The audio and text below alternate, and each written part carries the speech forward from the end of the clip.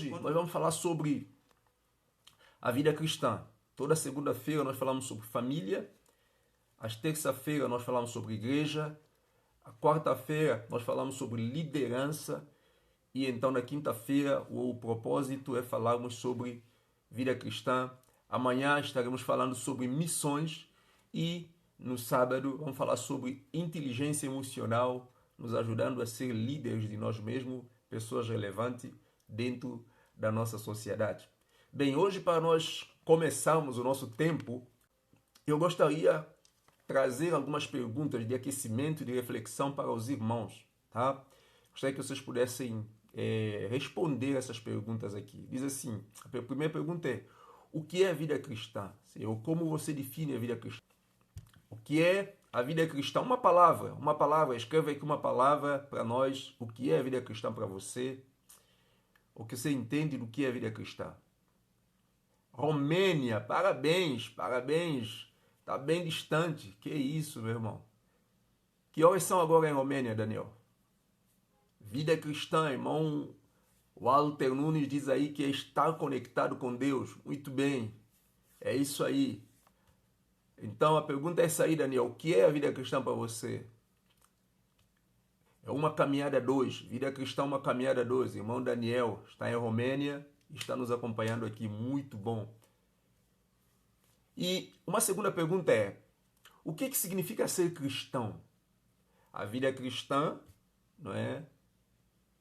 São 11 horas. Que isso? Você está vendo? Esse mundo é complexo, né? É muito complexo esse mundo. Precisamos mesmo da graça de Deus. Aqui no Brasil são 6 e 7 minutos. 6 horas, Daniel. Então, o que significa ser um cristão? Já vimos que a vida cristã é uma caminhada, ou seja, a vida cristã é estar conectado com Deus. Muito bom. Como disse o nosso irmão Walter Nunes aqui. E o Daniel disse que a vida cristã é uma caminhada a 2. Ou seja, a vida cristã é uma caminhada a 2. E o que significa ser um cristão? Agora nós estamos a falar mais de vida cristã, que é aquela caminhada com Deus, não é? Mas é o que significa ser cristão em si, para você. O que é um cristão? Daniel diz aí, ser um cristão para mim significa viver a vontade de Deus nas nossas vidas. Muito bom, ser um cristão para mim significa viver a vontade de Deus nas nossas vidas. Essas duas perguntas, elas são cruciais na nossa vida, é muito importante. Então, estamos a ter muita definição aqui, muito legal. Vamos pensar um pouco se nós perguntamos assim: como é a vida de um brasileiro? Por exemplo, né? Como é a vida de um brasileiro? Eu não sei, vou falar mais qual é a vida de um santomense. A vida de um santomense se define num leve, talvez, seria isso, eu diria. E perguntar para mim, então, quem é você? Eu vou dizer, eu sou um santomense. Bem, irmãos, então, essas duas perguntas, elas são crucial demais para nossas vidas. Se essas duas verdades não estiver claro na nossa mente e no nosso coração, nós nunca vamos viver o propósito de Deus e nós nunca vamos experimentar a vontade de Deus, como diz a Bíblia, que é boa, perfeita e agradável. Nós nunca vamos viver a vontade de Deus e também nunca vamos experimentar esse propósito de Deus para nossas vidas. Tem uma segunda pergunta que você só pode responder sim ou não, tá certo? Diz assim: você já chegou a pensar alguma vez que o cristianismo é um mito? Ou seja, já passou na sua mente alguma vez? Não, o cristianismo parece um mito porque parece que há muitas promessas boas, mas pouco se cumpre. Né? Parece que fala muito, mas eu não vejo muito resultado. Parece que não é assim que as pessoas vivem. A igreja a igreja que eu conheço ou na igreja onde eu participo me dá a impressão que alguma coisa não está bem, ou a Bíblia não está bem, ou nós não estamos bem. Alguma vez já chegou a pensar isso? Não, muito bom, muito bom. Nunca chegou a pensar que o cristianismo é um mito. Mas já teve aquela sensação que alguma coisa não está bem? Ah, Laísa, legal. Já chegou a ter aquela sensação de que parece assim, alguma coisa não está bem aqui? Se a Bíblia diz tudo o que diz, por que não está acontecendo? No nosso meio, na nossa igreja, já teve essa sensação, sim ou não?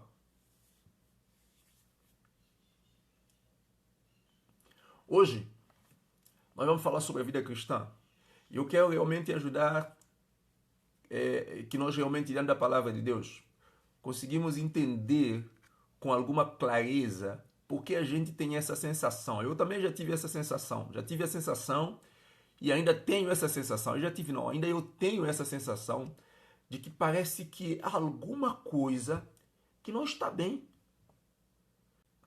A Bíblia fala tanto, mas e a gente vê que na nossa comunidade, o cristianismo contemporâneo hoje, né? Você já viu aquela impressão que parece que quanto mais cresce o número de igreja, parece que o número de problema também cresce. Chegou essa impressão? Já chegou essa impressão? Então, hoje eu quero que realmente, diante da palavra de Deus, nós conseguimos entender algum aspecto importante em relação ao cristianismo, tá certo? E por que muitas vezes nós temos essa sensação? A primeira coisa que nós precisamos entender é que o cristianismo não é cuspir conteúdo. Dentro do plano de Deus, Deus não planejou a igreja para ser um lugar para cuspir conteúdo, doutrina. Mas para a igreja, Deus planejou a igreja para ser uma entidade que transforma a vida, uma entidade que transforma a vida, que forma pessoas para a vida real.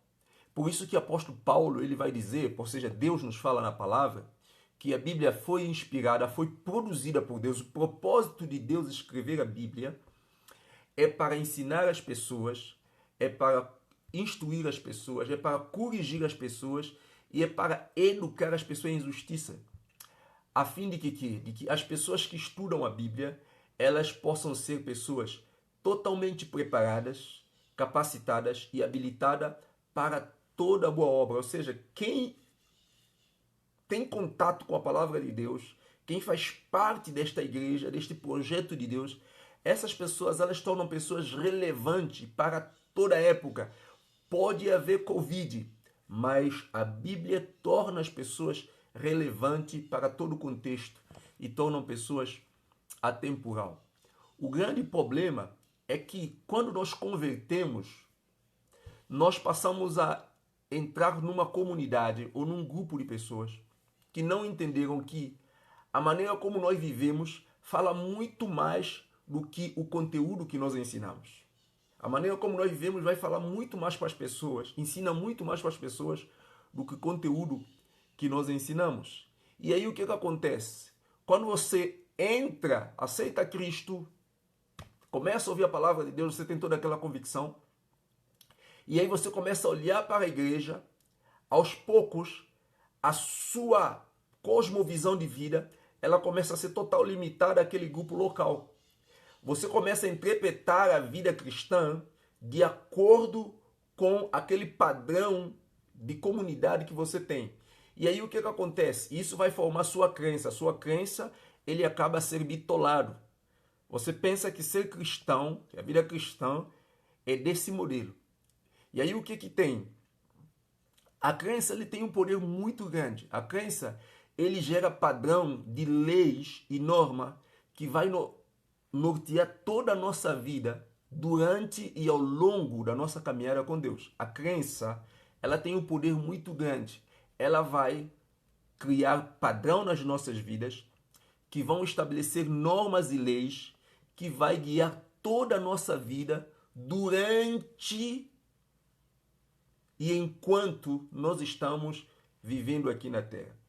E aí o que acontece? Você acaba sem perceber, você se torna um mini robô pensante. O que eu quero dizer com isso? Um mini robô pensante por quê?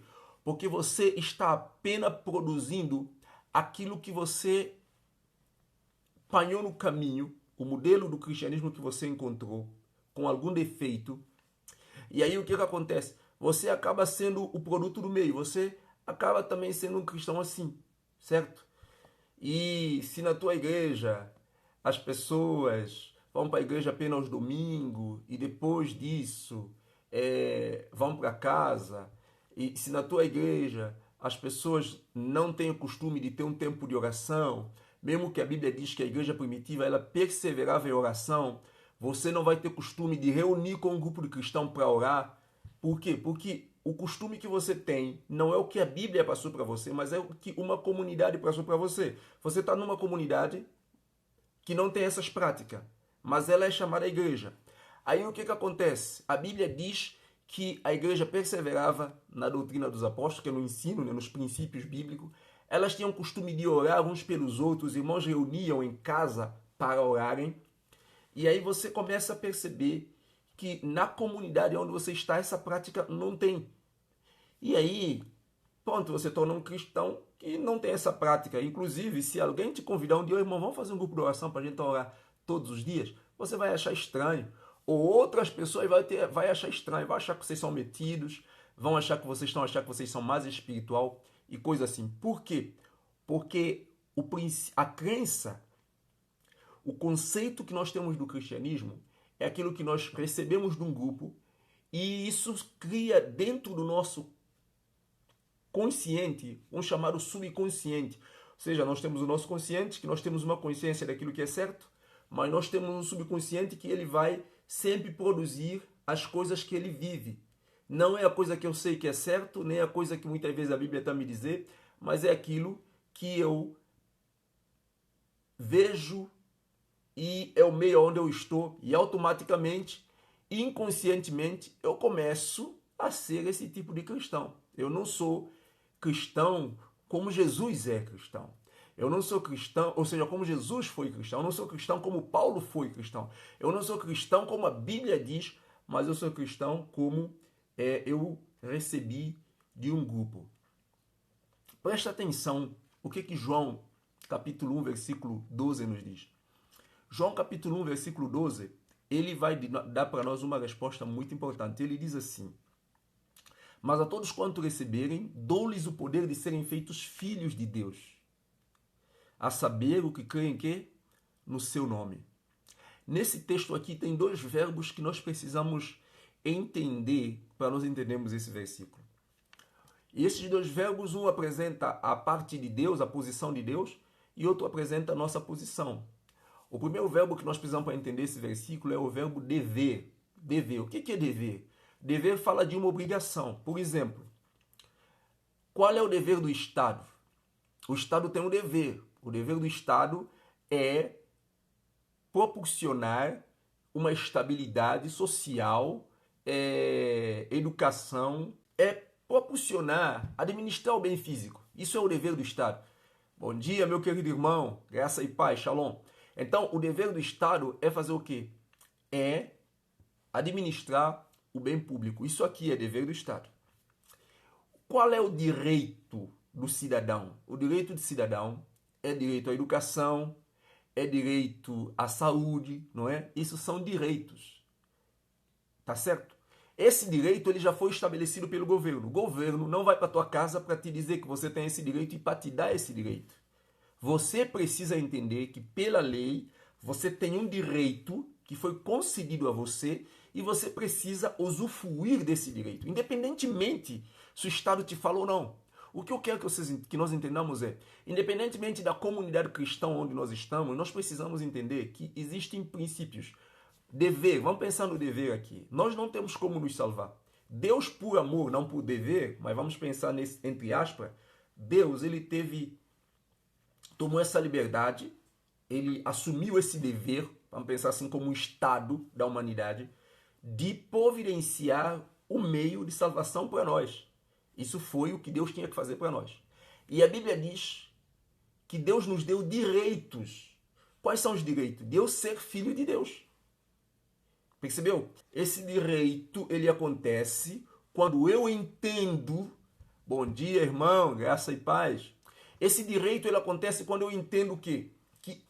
Direito diz o quê? Algo que foi dado a mim, algo que é legal, algo que é legítimo, que eu devo correr atrás. Eu devo ir atrás dos meus direitos. Então, não fiquem aprisionados a nada, mas se aprisionem à palavra de Deus. A Bíblia diz que quando nós aceitamos Jesus, ele nos deu o direito de sermos feitos filhos de Deus. Ele nos deu o direito de ser feito filhos de Deus. Então, esse direito diz o quê? Presta atenção, direito diz daquilo que foi concedido a mim e então é algo legítimo, é algo legal. Eu, querendo viver como filho de Deus, eu não estou exibindo. Querendo viver como filho de Deus, eu não estou me achando. Querendo viver como filho de Deus, eu não estou me mendigando. Pelo contrário, é um direito que eu tenho porque Deus me deu. E eu devo viver esse direito. Eu devo usufruir desse direito. O direito de ser, hoje, viver como filho de Deus. A pergunta é, você está vivendo, você está gozando desse direito que foi dado para você? Esse direito de ser feito filho de Deus?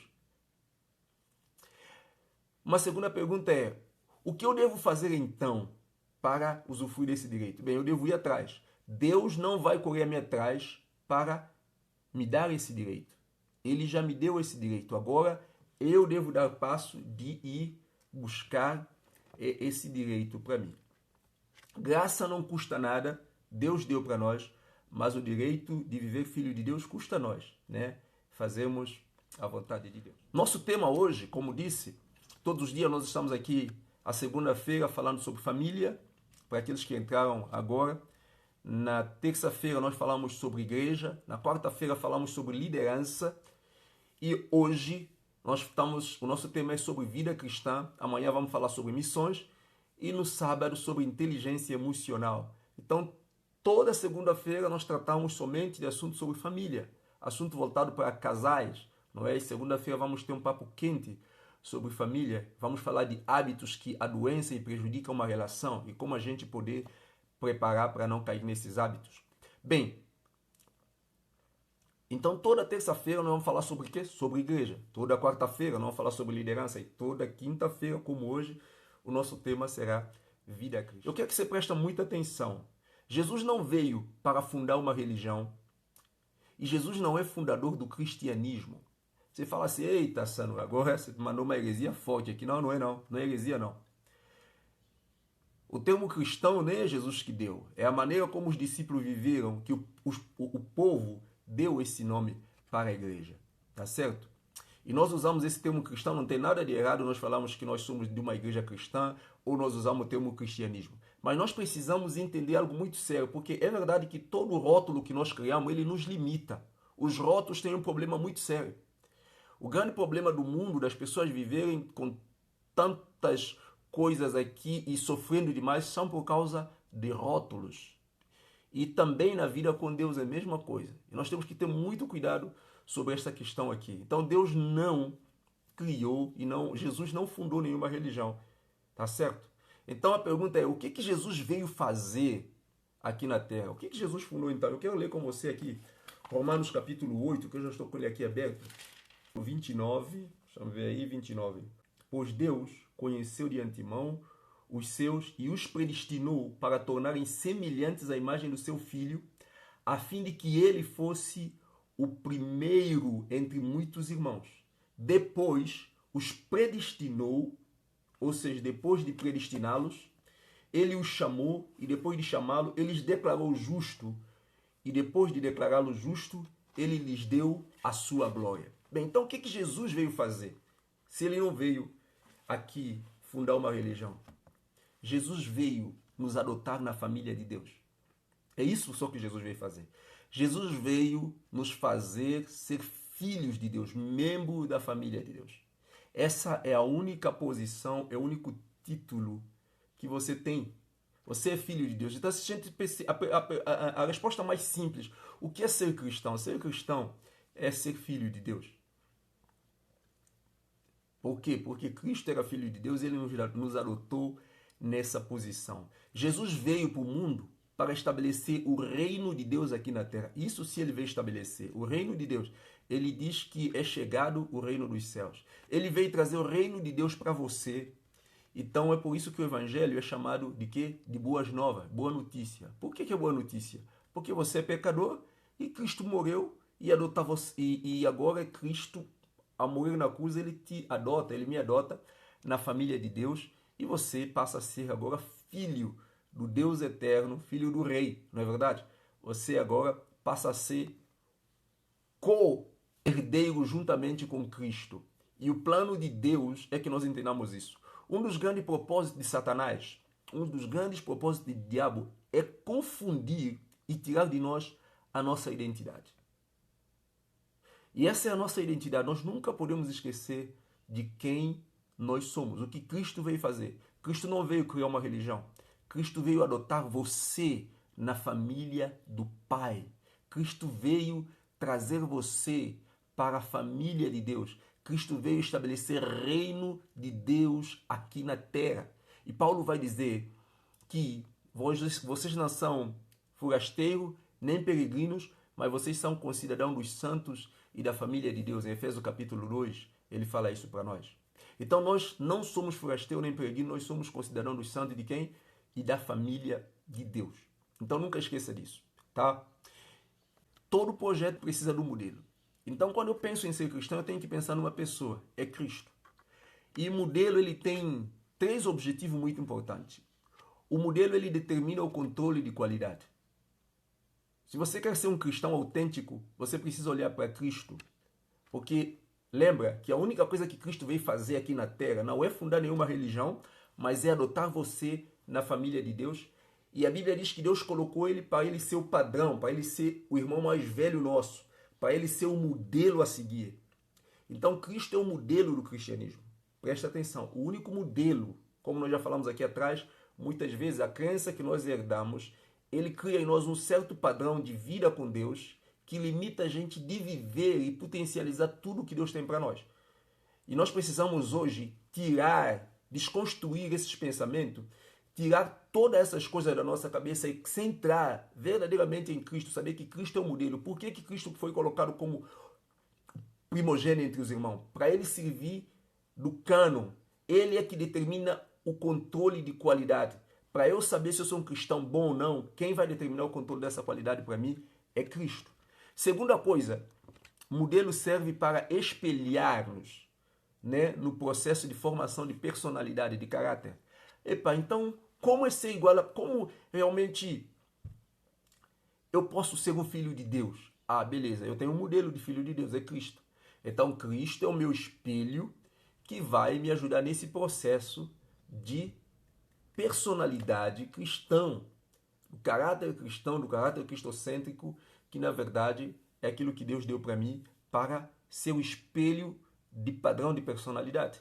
Terceira coisa, o modelo serve para influenciar você no desenvolvimento. Quando você tem um modelo, você sempre vai desenvolver de acordo com esse modelo. Então, Cristo, ele é o modelo que você tem que fazer.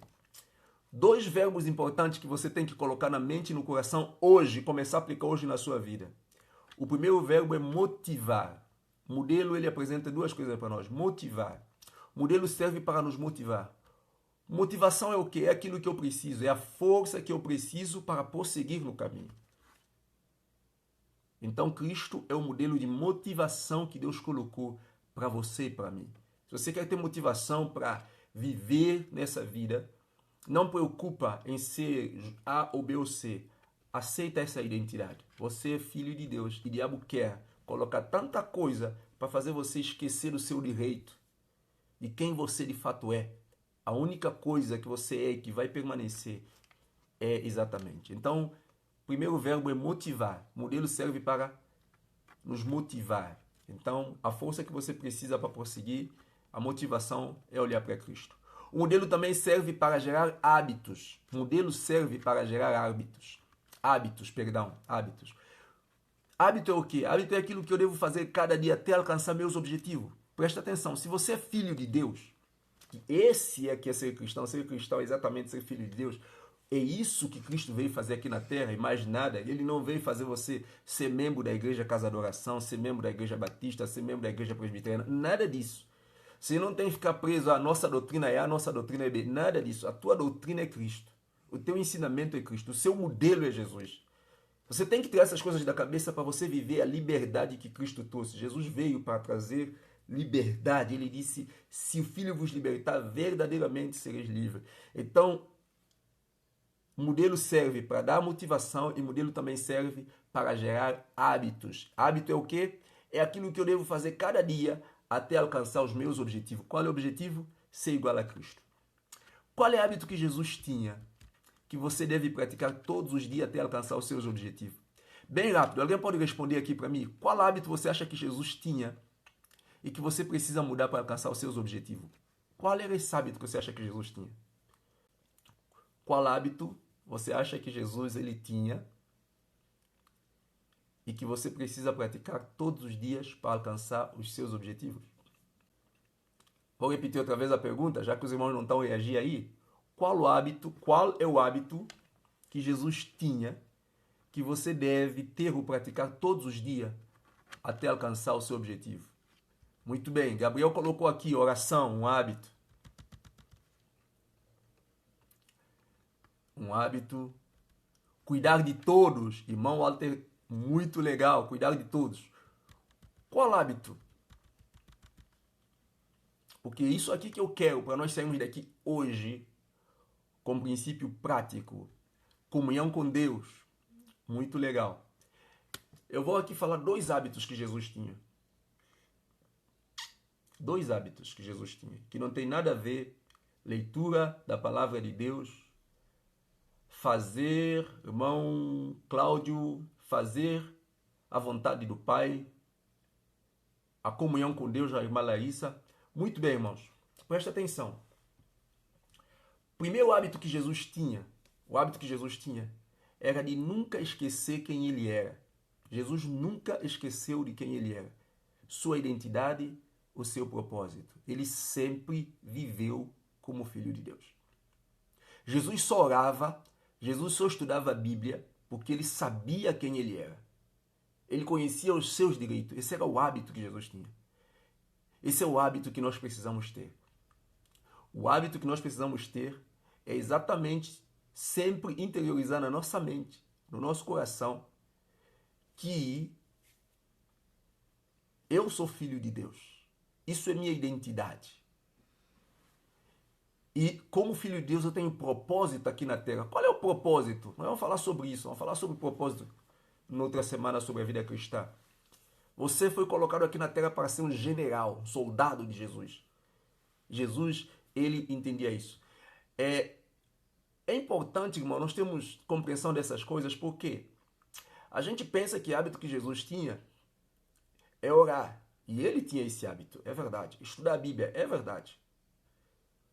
Mas entende que Jesus só tinha esse hábito porque ele entendia quem ele é. Quando nós entendemos de fato quem nós somos, a oração, ele deixa de ser uma liturgia religiosa, a leitura da Bíblia deixa de ser um hábito religioso. Tem muita gente que lê a Bíblia só porque tem que ler a Bíblia todos os dias, mas não entende nada da Bíblia, não cresce. Por isso que nós temos um cristianismo pobre, medíocre, porque nós não entendemos isso aqui. E Jesus entendia bem que ele entendia isso.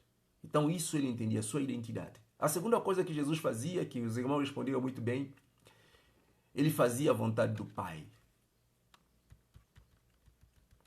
Isso era algo prazeroso para Jesus. Ele disse que isso era a comida dele, fazer a vontade do Pai. Então eu quero terminar dizendo para você que, primeira coisa, você é filho de Deus e você tem direito de viver como filho de Deus. E você precisa viver como filho de Deus. Se você quer realmente ser conhecido como cristão, lembra que Jesus não fundou o cristianismo. Pelo contrário, se nós tivéssemos que usar um termo mais correto de quem fundou o cristianismo, poderíamos dizer assim, olha, Jesus trouxe o seu reino e através da vida e do testemunho da igreja do primeiro século, eles passaram a receber esse título do cristianismo e a partir dali então, isso passou a ser conhecido como uma denominação de religião do reino dos céus, não é? Passou a ser como uma denominação do povo de Deus, da igreja de Deus. Não que Jesus fundou, mas é a maneira como os filhos de Deus viveram, como o irmão deles mais velho, seguindo esse exemplo, esse padrão de vida, então eles foram alcunhados de cristão, ou pequeno Cristo. Tá certo, irmãos?